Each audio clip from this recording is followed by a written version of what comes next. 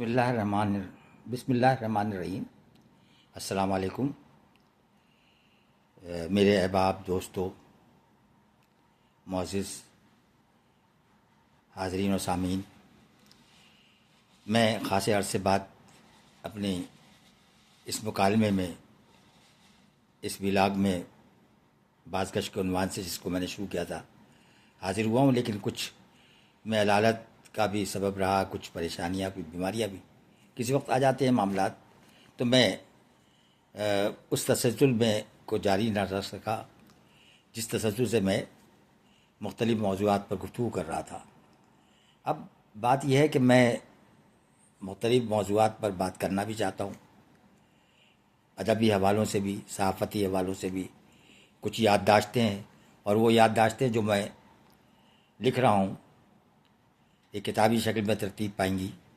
ان یادداشتوں میں میرے اکابرین، مشاہیر، جن میں عزیز حامد مدنی صاحب، قمر جمیل صاحب، محسن مبالی صاحب، حمایت علی شاعر صاحب، شبنم رومانی صاحب، محترمہ ادا جعفری صاحبہ، قطیر شفائی صاحب، منیر نیازی صاحب، عبید اللہ علیم صاحب، ان سب کے ساتھ ان کی صحبتوں میں نے وقت گزارا، اور بہت سی باتیں ایسی بھی ہیں جو بہت یادگار ہیں۔ ان باتوں کو بھی میں لکھ رہا ہوں، اور آپ کے سامنے بھی کچھ واقعات پیش کروں گا۔ یقیناً میں سمجھتا ہوں کہ آپ ضرور محظوظ ہوں گے، اور یہ سب آپ کی دلچسپی کا سامان ہے کہ شعر و ادب کی جو دنیا کے لوگ ہیں وہ بڑے کیا لوگ ہوا کرتے تھے، کیا ان کی باتیں تھیں، کیا ان سے اسٹیج سجتے تھے، مشاعروں کے اسٹیج انہی سے سجا کرتے تھے۔ آپ دیکھیں کہ کیسے کیسے لوگ تھے۔ آج بھی اچھے شعر کہنے والے لوگ آ گئے ہیں، جگہ لوگ لیتے ہیں، بناتے ہیں، لیکن ہم اپنے مشاہیر کو، اپنے اکابرین کو نہیں فراموش کر سکتے۔ یہ بڑی اہم بات ہے۔ ایک بات اور مجھ سے جس کا تقاضا میرے احباب نے کیا کہ سارا شگفتہ جو ایک شاعرہ بہت منفرد اور الگ شاعرہ تھی، نثری نظم کی، اس کے حوالے سے بھی میں گفتگو کروں، اس کی یادوں کے حوالے سے، اس کی باتوں کے حوالے سے۔ سارا شگفتہ ہماری دوستوں میں سے تھیں، ان کا ایک بڑا، ان کے ساتھ ایک وقت گزرا ہے۔ ان کی کتابیں بھی چھپیں، اور ان کی کتاب آنکھیں ہیں وہ ہم نے ہی شائع کی تھی، اور سب دوست جانتے ہیں، اور دوستوں کا اصرار بھی ہے کہ سارا کے حوالے سے بھی آپ کچھ باتیں ضرور لکھیں اور اس کا اظہار بھی کریں۔ تو انشاءاللہ آئندہ آنے والے ویلاگ میں سارا شگفتہ کے حوالے سے بھی باتیں کروں گا، اور یقیناً آپ کو ایک محسوس بھی ہوں گے کہ کیا کیا شخصیات تھیں، اور کن کن لوگوں کے ساتھ کس کس طرح سے، کیسے کیسے حالات میں وقت بھی گزرا ہے، اور کیا کیا باتیں ہوتی رہیں۔ تو میں ظاہر ہے کہ اس سلسلے کو آگے بھی بڑھاؤں گا۔ امریکہ میں جب سے میں آیا ہوں، اس کے بعد یہاں پر تقریبات کے سلسلے ہیں، ادبی کانفرنس سے بھی ہے، مشاعرے بھی منعقد ہو رہے ہیں، یہاں سے بھی لوگ پاکستان جا رہے ہیں، اور پاکستان میں جو عالمی اردو کانفرنس ہوئی ہے آرٹس کونسل میں، جس کا سہرا احمد شاہ صاحب کے سر جاتا ہے، اسی طرح سے ساکران شہر قائد کا مشاعرہ بھی ہوا، یہاں سے بھی لوگ گئے، اور شعراء کرام گئے، کیونکہ اردو کی نئی بستیوں میں، بلکہ اب تو پرانی بستی ہو رہی ہے، امریکہ شامل ہے، اس میں بڑے اہم شعراء ہیں، اور میں یہ بتا چکا ہوں کہ وہ شعراء بیس کرتے ہیں پاکستان سے جو یہاں تشریف لائے، اور انہوں نے یہاں پر مشاعروں میں شرکت کی، مشاعروں کی بنیاد ڈالی، ان کی اہمیت سے انکار نہیں کر سکتے۔ اسی طرح برطانیہ کا بھی معاملہ ہے، تو برطانیہ، جرمنی، آسٹریلیا، امریکہ سے جو شعراء کرام وہاں گئے، ان کے بارے میں یہ بات کہی گئی کہ یہ شعراء بس یوں ہی آ جاتے ہیں، حالانکہ ایسا نہیں کہنا چاہیے، ایسا نہیں ہوتا۔ مہمان ہمارے مہمان ہیں، اس میں کئی اہم اور معتبر شعراء اور شاعرات بھی ہیں جو نمائندگی کرتے ہیں اور بڑی اہمیت کے حامل ہیں، تو اپنے مہمانوں کے ساتھ ایسا نہیں کرتے۔ اچھا، میں یہاں ایک بات ضرور کہوں گا کہ یہ مہمان تو وہاں جاتے ہیں، ان کی بڑی پذیرائی ہوتی ہے پاکستان میں، لیکن کبھی یہ بھی ان میں سے کچھ لوگ جن کے حوالے سے مجھے بھی تجربہ ہو رہا ہے. کبھی وہ بھی سوچا کریں کہ آپ کے لیے جو محفلیں سجایا کرتے تھے، آپ کے لیے جو آپ سے جو بڑے بہتر تعلقات شعر و ادب کے حوالے سے تعلقات رکھتے تھے، آپ کے لیے جو محبتوں کے پھول نچھاور کرتے ہیں اور نچھاور کرتے رہے، ان میں بھی شامل ہوں. لیکن مجھے کچھ ایسا تجربہ ہوا کچھ لوگوں کے حوالے سے جس کا میں بہرحال اظہار نہیں کروں گا. جو کچھ بھی ہے ان کو بھی سوچنا چاہیے کہ شعر و ادب کی دنیا کا آدمی کون ہے، کتنا معتبر ہے، کیا اس کا حوالہ ہے. یہاں سے شاعرات گئی ہیں اور وہ شعر اچھے کہنے والی ہیں. اس میں بہت سے لوگوں کے حالات زندگی میرے سامنے ہیں، بہت سی باتیں میرے سامنے ہیں.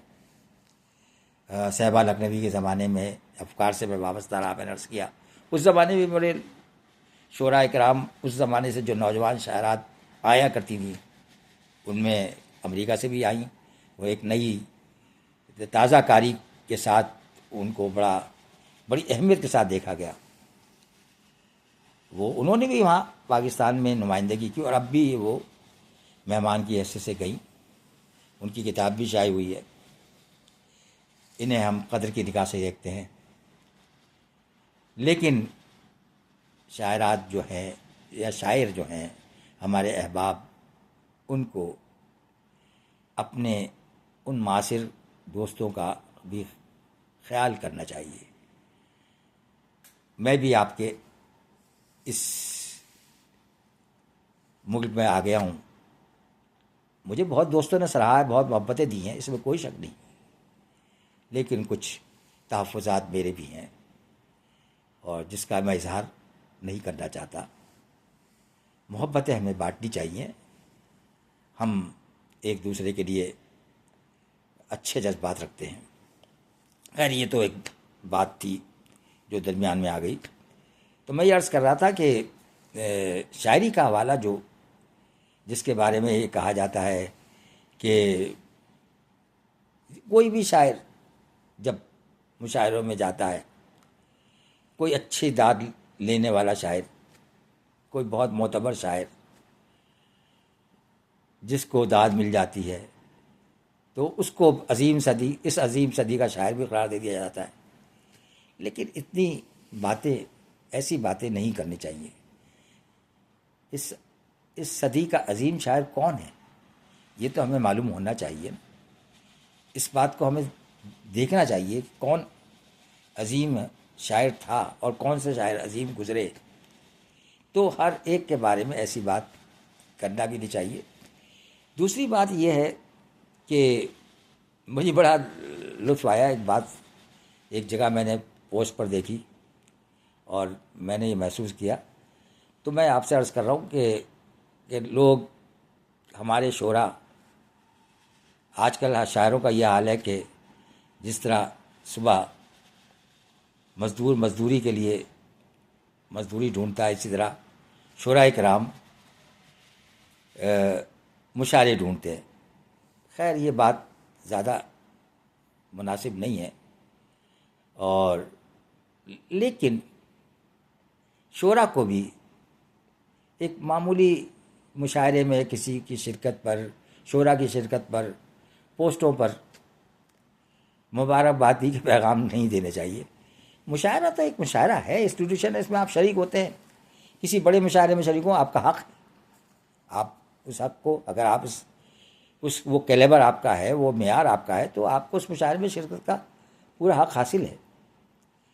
ہاں، اگر البتہ کسی باہر ملک میں جا رہے ہیں، آپ کسی مشاعرے میں باہر نمائندگی کر رہے ہیں اور کوئی نوجوان شاعر ہے تو اسے مبارکباد ضرور پیش کیجیے.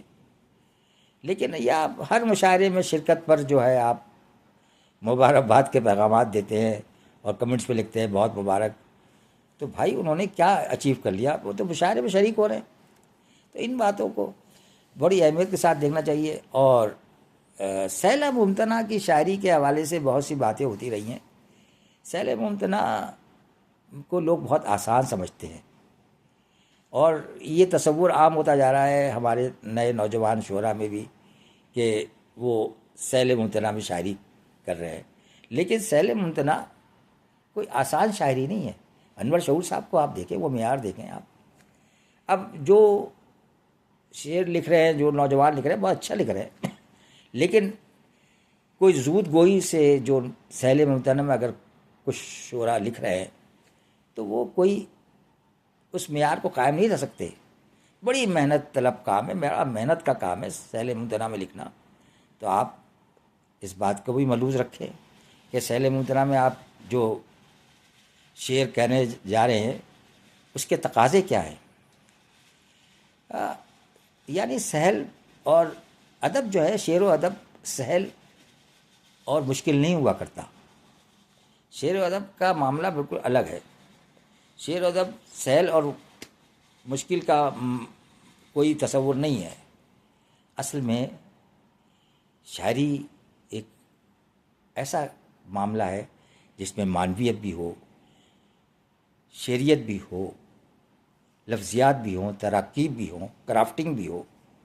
وہ شاعری ایکچوئل وہ شاعری ہے جسے آپ اہمیت کے ساتھ دیکھتے ہیں. اب آسان پسندی کو اگر ہم سیل ممتنع کہیں تو وہ سیل ممتنع تو ایک الگ ہے، وہ معاملہ ہی بالکل الگ ہے. اس کے شاعر بھی بہت مختلف ہیں. جون صاحب تھے، انور شعور صاحب ہیں، اس طرح کچھ نوجوان شاعر آئے ہیں سامنے، لیکن ابھی ان پر یہ ٹیگ لگا دیا گیا کہ وہ سیل ممتنع کے شاعر ہیں. ایسا نہیں ہے. محنت کیجیے، بہت ابھی ضرورت ہے آپ کو محنت کرنے کی. شعر کہنے کے لیے بڑا حوصلہ چاہیے، بڑا جو ہے. اب یہ کہہ رہے ہیں کہ طرز ابلاغ نہیں ہوتا شاعری کا. بھائی غالب کا ابلاغ ہو رہا تھا نہیں ہو رہا تھا؟ داغ کا ابلاغ ہو رہا تھا نہیں ہو رہا تھا؟ کیا داغ یا غالب سہل پسند شاعر تھے؟ انہوں نے بھی بڑی شاعری کی، انہوں نے بڑے اپنے حوالے سے بہت عمدہ انداز سے شعر کہے. تو بہرحال میں یہ عرض کر رہا تھا کہ شاعری، ادب یہ ایسے معاملات ہیں جن میں ہم اتنی آسانی سے کوئی بات نہیں کہہ سکتے، کوئی حتمی رائے قائم نہیں کر سکتے. ہمیں پڑھنا بھی ہوگا، مطالعہ بھی کرنا پڑے گا. اور مطالعہ تو بہت ہی ضروری ہے، بغیر مطالعے کے تو کچھ بھی نہیں ہو سکتا. مطالعے کے بغیر تو آپ کچھ کر ہی نہیں سکتے. تو میں آئندہ ویلاگ تک کے لیے آپ سے اجازت چاہوں گا. مزید کچھ باتیں کروں گا، کچھ شخصیات کے حوالے سے باتیں کروں گا، اور سارا شگفتہ کے حوالے سے بھی بات کروں گا جس کا مجھ سے تقاضا کیا گیا ہے. آپ کا بہت شکریہ. السلام علیکم.